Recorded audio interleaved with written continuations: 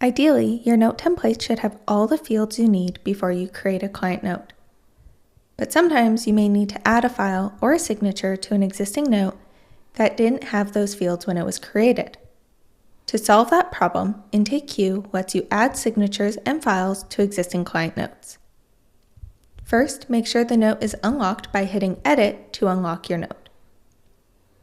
Decide where you want the new item. On the block that is above your desired location, select the Addition button. Now select the type of item you want to add, an attachment, signature, or a text box. Complete the applicable fields you are presented with for the new item. Now select Insert Item. You can then review your note alongside any other edits you wish to make. And when complete, hit Lock to finish.